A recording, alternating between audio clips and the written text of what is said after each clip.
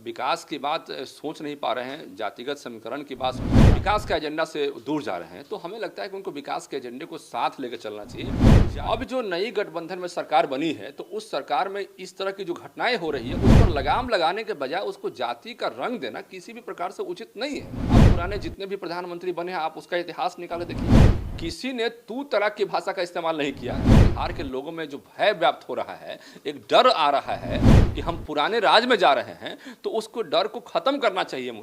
CM Nitish ने जातीय card खेला है, इसकी चर्चा तेज है। बेगूसराय में जो रार छिड़ी है, जिस तरीके से जंगल राज का जिक्र हो रहा है, उसके बाद भारतीय जनता पार्टी लगातार नीतीश कुमार के ऊपर हमलावर है और प्रेशर में महागठबंधन की सरकार है। भारतीय जनता पार्टी के नेता हैं हमारे साथ जीवन कुमार। जीवन जी, नीतीश कुमार ने कहा कि अति पिछड़ा, ये क्या शब्द है और क्यों अब नीतीश का प्रयोग कर रहे हैं?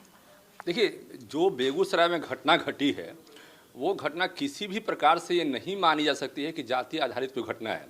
बेगूसराय की वो घटना के अलावा आप इनकम टैक्स चौराहा की घटना लीजिए, उसके अलावा बिहटा में आप लीजिए दलित की जो घटना घटी थी, तो ये सारी घटनाओं का जो आप आकलन करेंगे तो आप देखें कि अर्बन एरियाज में घटनाएं हो रही है। 2005 के पहले की बात याद करें और 2005 के बाद की बात करें, तो 2005 में जब नीतीश कुमार पहली बार मुख्यमंत्री बने थे, तो जो भाजपा का एजेंडा था कि यहाँ से अपराध को ख़त्म करना है, पूरी तरह से सफाया करना है जंगल राज का, तो उस अपराध के एजेंडे को ख़त्म करने पर नीतीश कुमार ने पूरा काम किया था। अब जो नई गठबंधन में सरकार बनी है, तो उस सरकार में इस तरह की जो घटनाएं हो रही है, उस पर लगाम लगाने के बजाय उसको जाति का रंग देना किसी भी प्रकार से उचित नहीं है। हमें लगता है कि इन चीज़ों पर लगाम लगाने की आवश्यकता है, न कि जाति का रंग देना उचित है। अब देखिए, दूसरी बात है कि जब जदयू के लोग ये मानते हैं कि नीतीश कुमार प्रधानमंत्री के कैंडिडेट हैं और कैंडिडेट रहे हो सकते हैं, तो एक प्रधानमंत्री के कैंडिडेट जो हो सकते हैं उनके लिए तो और भी उचित नहीं है। आप पुराने जितने भी प्रधानमंत्री बने हैं, आप उसका इतिहास निकाल के देखिए, किसी ने तू तड़ाक की भाषा का इस्तेमाल नहीं किया है। आप पर कोई हमला करेगा तो आप उसको तू तड़ाक का इस्तेमाल करेंगे, ये गलत है। अभी आरसीपी जी को आपने तू तड़ाक की भाषा में बताया, गिरिराज सिंह पर आपने तू तड़ाक में हमला किया, आपने और सुधाकर सिंह जो आपके मंत्री हैं, आपने उन पर भी इस तरह का इस्तेमाल किया। तो ये गरिमा जो है, राजनीति में एक लिमिट होता है, एक मुख्यमंत्री का एक लिमिट है, और उनको जब लोग मानते हैं कि मुख्यमंत्री हैं, उनका एक लिमिट है। और पहले ऐसा हमने नहीं देखा कि इस तरह का बात विचार में, आचार विचार में इस तरह का मतलब इतना अग्रेसिव होकर तू तड़ाक पे उतर जाते थे। आज भारतीय जनता पार्टी के नेताओं को संबोधित करते हुए उन्होंने मन से कहा कि गधा सबसे सावधान रहने की ज़रूरत है। क्या नीतीश कुमार अब एक अलग रणनीति, अलग पिच पर खेल रहे हैं?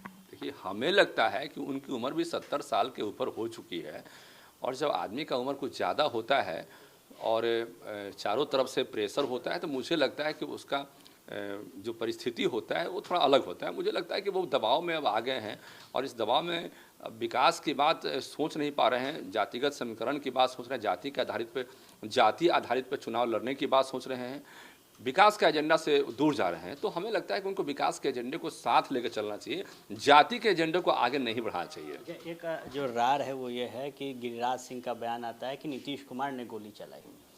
नीतीश कुमार ने गोली चलाई, तो तेजस्वी यादव से जब इससे जुड़ा सवाल पूछा जाता है तो वो कहते हैं कि अगर नीतीश ने गोली चलाई है तो जिन राज्यों में बलात्कार हो रहे हैं, रेप हो रहे हैं, वहाँ के मुख्यमंत्री करवा रहे हैं, और टारगेट जो था बीजेपी के सीएम का जिक्र उन्होंने किया।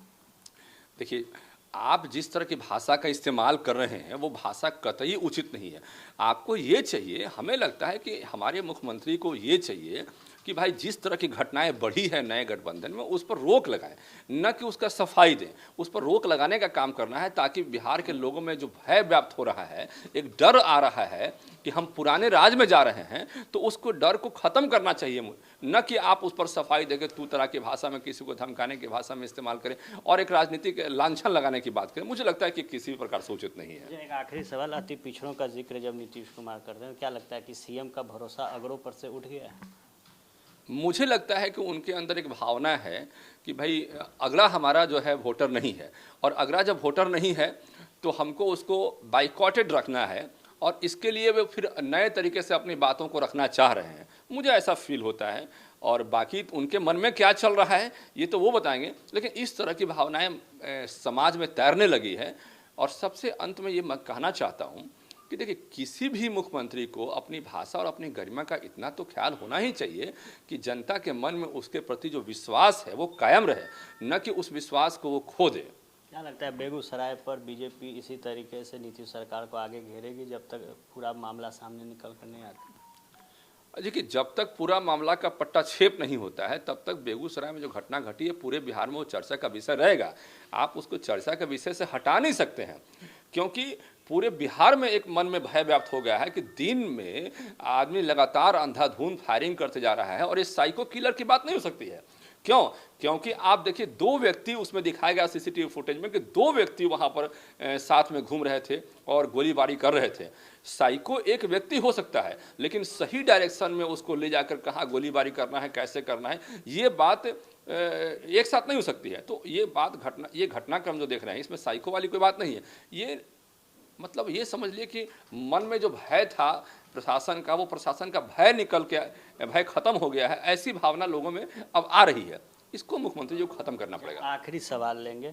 राष्ट्रीय जनता दल ने कहा कि इससे पहले भी हत्याएं होती थी, इससे पहले भी लोगों के साथ दुष्कर्म होता था, लेकिन बीजेपी कहीं नहीं जाती थी।